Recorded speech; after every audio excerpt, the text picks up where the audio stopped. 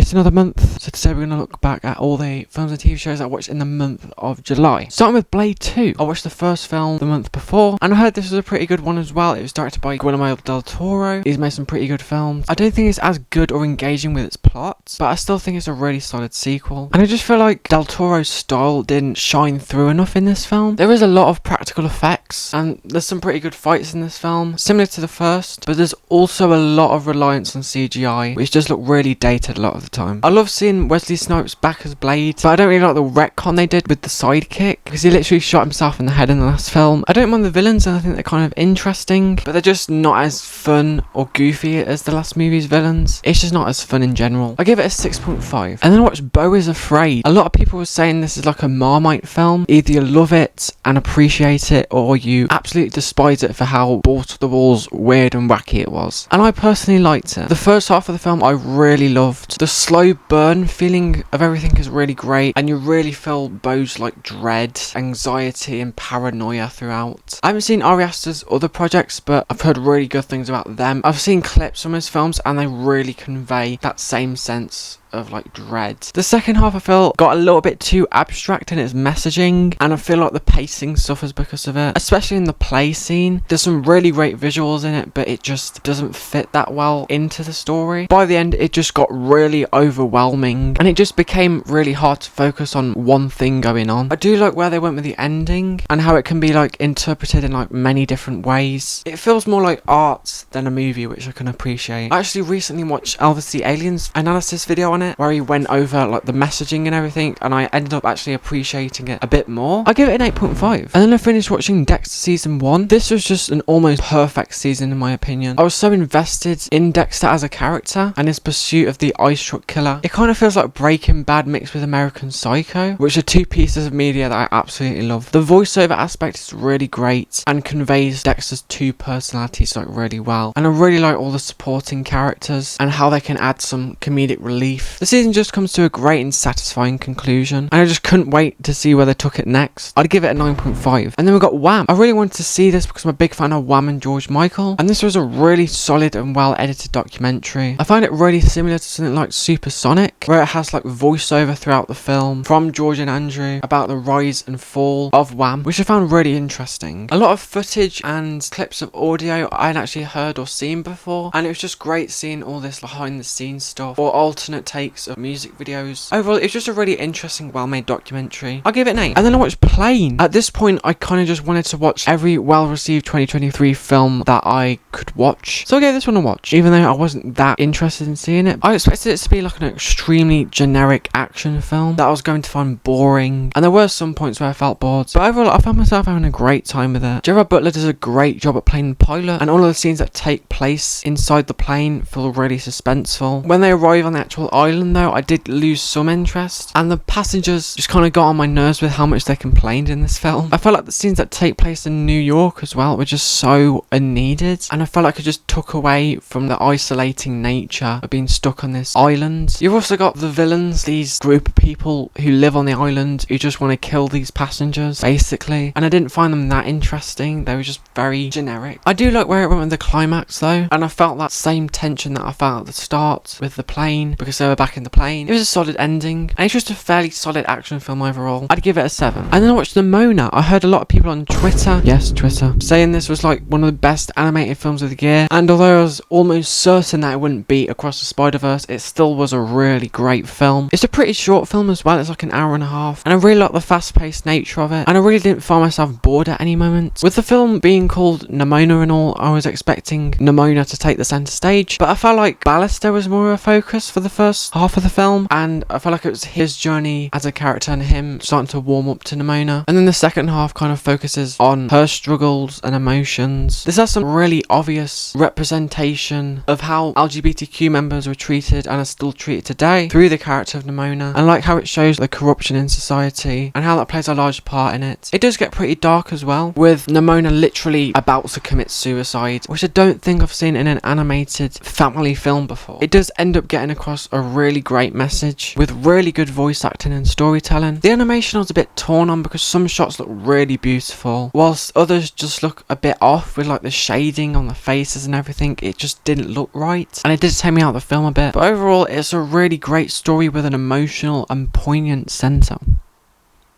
I'll give it a 9. And then I watched Mission Impossible Dead Reckoning Part 1. I did an unscripted movie review on this a few weeks ago, so I'll keep it really short. I really love this film. It's probably my second favourite in the franchise to Ghost Protocol. It's just a very solid action film. This movie did especially well at dealing with different villains with different motives, and they flesh out these villains really well. I'd give it a 9. And then I watched Dexter Season 2. This is another amazing season that might just rival Season 1 in my opinion. Dexter gets into some really hot water at points in the season, and it was so stressful trying to see him get out of it. The Bay Harbor Butcher stuff is the main plot and overarching theme, and I think it deals with it similar to the Ice Truck Killer in Season 1. I don't really like Deborah being in a relationship with a man 20 years older than her. There's a few sex scenes with them, and it does kind of feel a tiny bit icky. I quickly came to absolutely hate the character of Lila, and I was really glad to see her get the comeuppance that she deserved. You've also got various side plots that are all connected and weaved really well into the main plot, and I still find Dexter to be a really great character. Overall, just another really amazing season of television. I'd give it another 9.5. And then I watched Infinity Pool. This was probably the 2023 film that I was most hesitant about because it looked very weird. It looked weirder than Beau Is Afraid. I kind of felt like this film was just trying too hard in terms of style. The cinematography looks really nice at points, but other times I feel like it's trying to get too artsy with the camera angles. Also, there were like 3 trip sequences in this film, and I feel like they went on for way too long. I do like how weird and creepy they were, but it just kind of destroyed the pacing of the film for me. In terms of the actual story itself, I really loved it. It feels like a thriller with like a sci-fi twist. The cult-like stuff is great, and it feels awful seeing this main character unable to escape these characters. There's some really great performances in this film from Alexander Skarsgård, who plays a bunch of different versions of himself. Mia Goth is great in this film. It's really great to see her go all out crazy at the end. Overall, it's just a film about rich people doing stupid things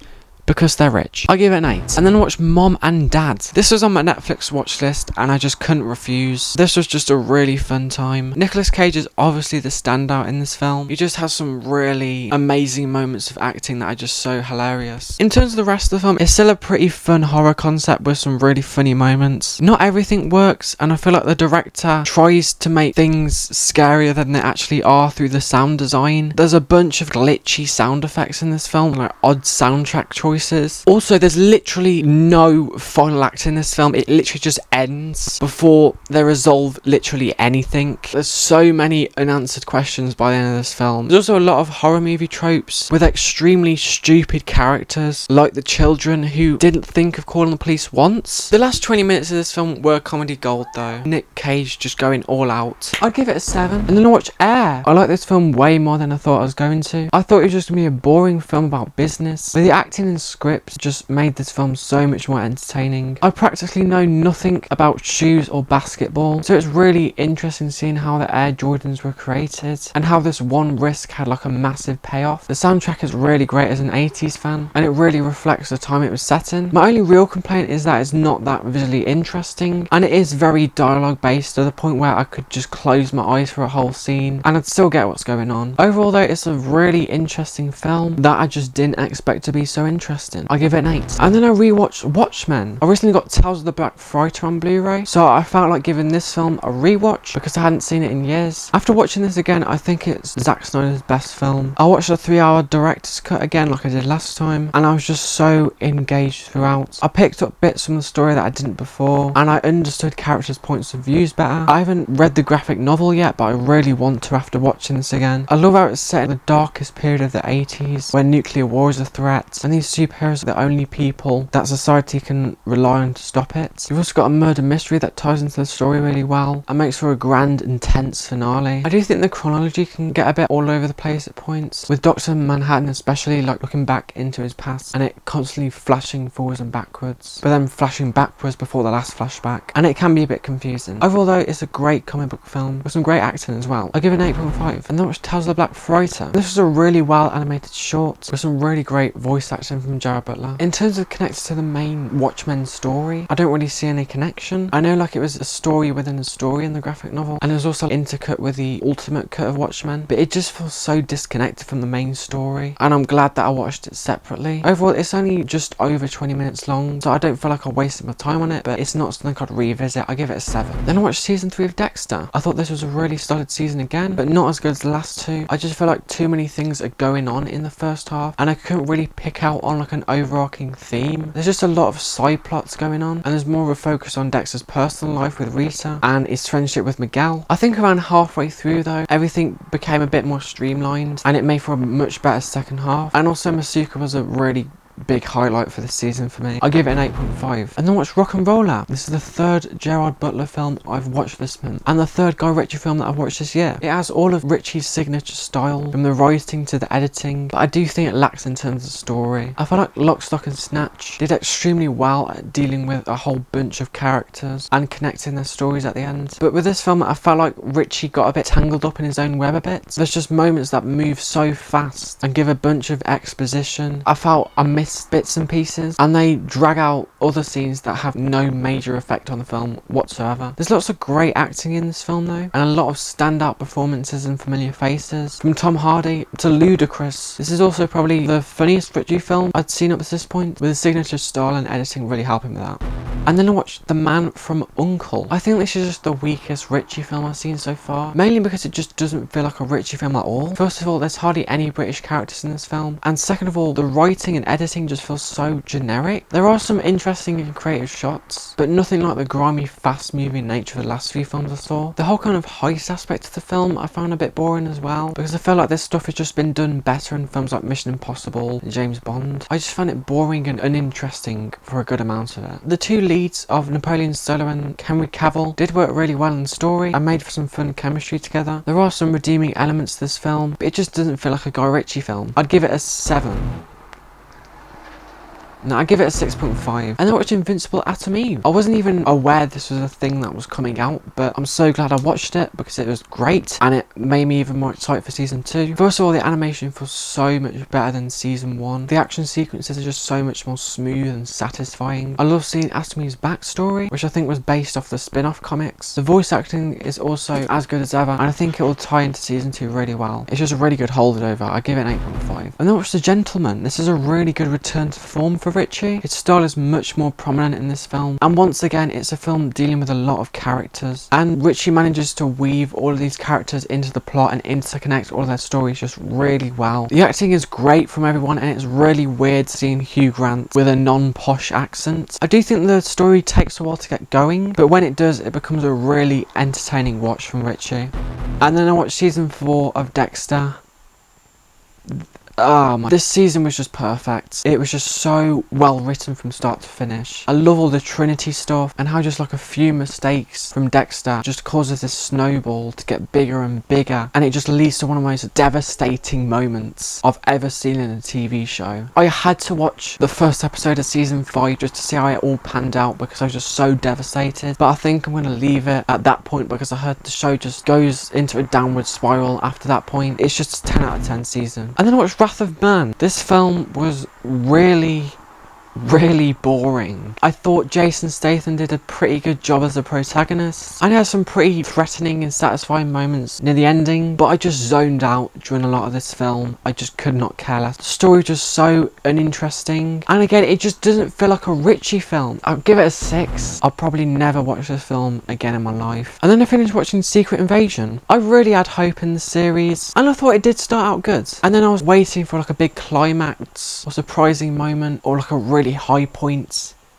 and it never came. There were some big reveals that change how you view the MCU, for better or for worse, but it just ended up being like most other MCU shows, with an extremely rushed finale that just destroyed any type of build up this show had. Obviously Samuel L. Jackson as Nick Fury was great, and I like how they develop his character and give him a bit more backstory in this series, and I don't mind Gravik as the villain. It's probably the most dialogue based MCU property that we've got, and I understand how some people can find it really boring, but I was pretty interested in the Skrulls backstory and all all the meetings Fury has with everybody, but I just think it introduced and revealed too much stuff in too little time, leading to a lot of writing problems and like a really poor ending. I give it a 6.5. And then I rewatched Scream. I wanted to rewatch all the Scream films for Scream 6 because I wanted to watch Scream 6. The main reason I wanted to watch all the Scream films is because I didn't watch Scream 3 in my initial watch. This is just a great, solid horror film on rewatch. It's one of the best horror films that I've watched. It's just so memorable, so quotable, and it's just really funny at points. The ending reveal is done so expertly as well, and Matthew Lillard is just such a standout. It's just great. I then watched the 1990 Teenage Mutant Ninja Turtle film to prepare for Mutant Mayhem. I'm not that familiar with TMNT, but I had a lot of fun with this film, and it was a very goofy type of fun. The cinematography is surprisingly good for a lot of this film, and I like the different personalities of the turtles, even though they're constantly spurting out outdated pop culture references. The practical effects on the turtles are really great, and the work that must have gone into like matching the mouth movements with the lines of dialogue must have been like really big. The sets really stand out as well as being really well crafted, and it gives everywhere like a dirty, grimy feeling. The soundtrack feels really dated, but I just feel like everything in this film is dated, but it's dated in a good way. I'd give it an 8. And then I watched the sequel, The Secret of the Ooze. This was another fun Ninja Turtles movie with a lot of things that I liked about the first being retained. The puppet work, like I mentioned before, is just as great as ever, and it really retains that gritty nature that the first film had. Whilst it is a little bit more childish, I didn't mind it. Some new characters introduced, like Kino, I just found to be like a bit of an uninteresting character, and I did find the ending to be a little bit anticlimactic, but I don't feel like I should take this film that seriously. The third act features Vanilla Ice providing a not very good song, but it just makes the film all the more cheesier, which is all I want from a film like this. I give it a 7. And then on rewatch Scream 2, I really enjoyed the sequel. I think I love the opening more than the last film, and everyone meeting back up at the start is really fun to see. I love how they build up Dewey and Gale's romance in this film, and they did some pretty shocking stuff that I didn't see coming on my first watch. There is some weird moments in this film, like Randy incorrectly quoting Aliens and that weird musical number from Top Gun, but the actual chase scenes and suspense built from the killer is some of the best in the franchise in my opinion, that I didn't feel as much in the first. The ending reveal and the motives was a bit lame, and it's just a weaker script in general for the sequel, but it's just overall another really fun slasher. I give it an 8. And then I watched Teenage Mutant Ninja Turtles Mutant Mayhem. I did an unscripted movie review on this a few days back. To summarise, I really love this film. Animation was great, voice acting was great, soundtrack complementing everything really well, and it just has a lot of charm to it. I'm just really excited to see what they do with the sequel. I'd give this a 9.5. And then I watched Scream 3. Obviously, like I said, this is my first time watching, and I actually ended up really enjoying this film. There's a lot of flaws that people have mentioned to death, like the voice changer and the very underwhelming reveal, but there are still some really creative sets and very tense scenes, and it's just great seeing this trio of Dewey, Gale and Sydney. Courtney Cox has horrendous bangs in this film. There were some moments where the story slowed down a bit too much, and there wasn't as much of a focus on the killer as there was in the last film, but I just had a great time with this film. Also, someone tries to read a letter with a lighter over a stove. I'd give it a 7. And the last thing I watched this month was Jury Duty. I really love this show. It has such a great concept where it's basically a sitcom where one person doesn't realise they're in a sitcom, and just episode after episode, the amount of work that must have gone into the sets and the scripts and the planning out of every scene, along with how long the actors had to improvise each day. It's just amazing. James Marsden is really great in this show, playing an exaggerated version of himself, and the final episode of the show is just so satisfying and interesting. It's basically behind the scenes documentary for the final episode, which is great. It's just one of the most creative and well put together shows that I've watched. If you eliminate the whole non-actor aspect of the film, then it is a pretty generic sitcom, but it's just elevated so much with the concept, and it keeps me on my toes with like how this guy is going to react to all these situations. I'd give it a 9.5. So there's all the films and TV shows that I watched in the month of July. I'm currently watching My Adventure with Superman. This is currently not available in the UK, but I really wanted to watch this show because it had like an Invincible style, so I did use a bit of the illegals. So far I'm on episode 5 and I'm really loving this show. I do think it can get a bit messy with the villains, and I don't find this Superman that likeable compared to someone like Christopher Reeves, but it's still a very fun show. So yeah, that's it for today's video. If you liked it, please do like. If you didn't, please do dislike, and I'll see you in the next video. I don't know why I did that.